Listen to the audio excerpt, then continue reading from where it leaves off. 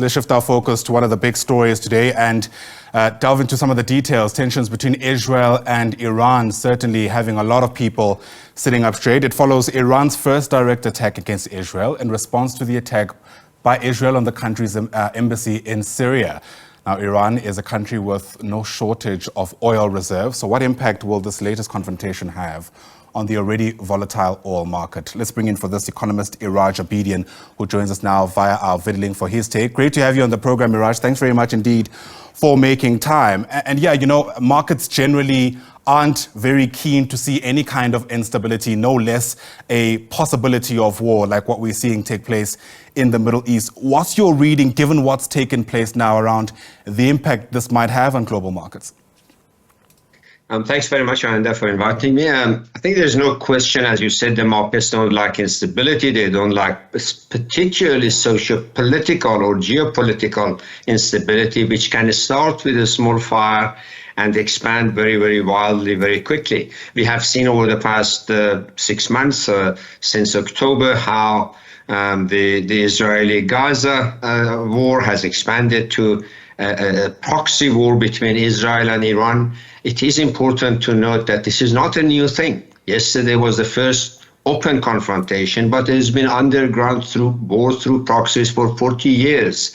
Both Israelis attacking Iranians and Iranians attacking Israelis indirectly. This time around, however, this has been a declaration of war, and that brings it to a different scale of geopolitical risk, not just for Iran and Israel, but also for the oil supply to the global economy. As our viewers would know, the Middle East at the moment is supplying between 30 to 40% of legal and another 5 to 10% of illegal oil supply to the global market. And by illegal, I mean under embargo. And yet, that is what fuels the global economy. This geopolitical escalation between Iran and Israel throws the entire oil supply of the Middle East, not because of the Iran's own oil reserves, which is significant, but also because it affects the Strait of Hormuz, through which the Saudi oil, the Kuwait oil, UAE oil, Iran oil, and essentially 40% of the global economy is supplied. So it's hugely consequential. And of course, that has implications for the performance of the global economy, for inflation, and a whole lot of other factors. Right, and we're already dealing with a situation where inflation around the world is at record highs. I wonder if, Absolutely, for argument's sake, we were to be cut off from the supply from the Middle East, as difficult that it is to wrap our heads around that, if there's anybody else in the world willing to step in or prepared to step into the breach and essentially make up for the vacuum of supply.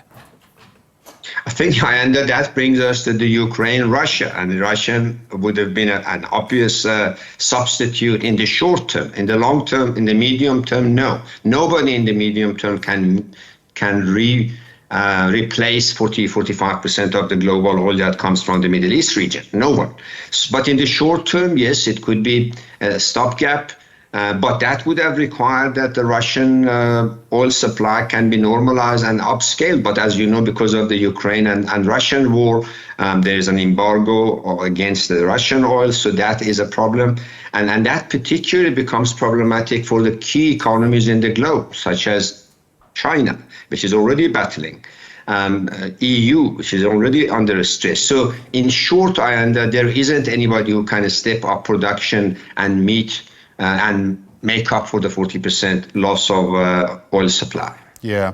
Timing, of course, some might say it couldn't have been worse. The US preparing for a bumper summer demand period as we usher in our winter months. I don't see that in any way mitigating the possible impact of this. Absolutely not. It's going to essentially, all said and done, and it's going to mean more pressure on cost of energy, which means global inflation is going to stay higher for longer, and our uncertainty is going to exacerbate that or enhance that higher inflation for longer. And then, of course, immediately following that is that the cut in interest rates that is critical for so many economies, including our own economy in South Africa, and in many other European countries, is going to stay longer. And the longer an interest rate stays higher for longer, it means that the economies in these regions, be it in South Africa, be it in EU, elsewhere, is going to stay stressed. And that is really the social and economic implications: higher unemployment, higher cost of living, higher interest rates, and all in all, not a good news. Yeah, absolutely. We've been told in the past that South Africa is a price taker when it comes to these things, which means there's very little we can do to affect the kind of global setup when it comes to how oil prices are affected. But I wonder if there's anything we could do to mitigate the cost to ordinary consumers here at home, who I'm sure are also watching with keen interest to see how things unfold. Of course, what we could do, and we should have done, and even if we start today, whenever you cut our losses is a profit, we need to reduce our energy intensity of our economy, but very importantly, reduce our dependence on imported oil, and particularly imported oil from Middle East. We are in a neighborhood that there is supply of oil, and there is supply of gas, and there is supply of abundant sunshine. So we need to begin to seriously and proactively remix or change the mix of our energy use to reduce our dependence on imported oil as it is. And I'm referring specifically to the supply of oil from Namibia coming online very soon, Nigeria, also options and potential in Mozambique. So these are some of the real opportunities that in the region we need to focus on as part of the intra-Africa investment and trade, to accelerate that and reduce our dependence to the rest of the globe and reduce our geopolitical vulnerabilities.